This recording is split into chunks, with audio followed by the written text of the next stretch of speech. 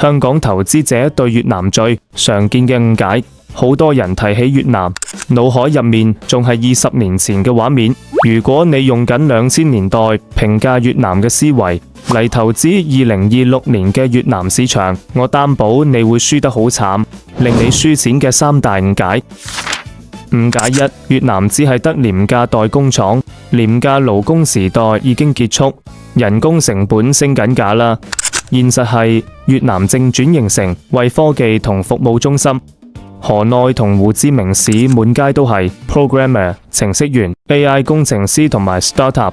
誤解2：基建落後，搞唔掂。冇錯，仲係會塞車，但你有冇睇到建設速度？地鐵已經通車，高速公路貫穿南北，龍城機場快將成為區域樞紐，政府正將幾百億美金倒落基建度。聰明嘅投資者係睇呢啲基建嘅未來潛力，而唔係望住眼前個爛地窿。誤解3：法律係西部牛仔世界，無皇管，好高風險，好多人怕無保障。事實上，越南係全球最開放嘅經濟體之一，簽咗一大堆 FTA 自由貿易協定，對 FDI 嘅政策極之優惠，好似我上一條片講稅務咁。風險只會喺你試圖走捷徑或者聽信不良中介嗰陣先會出現，跟足規矩做，你就會受到保障。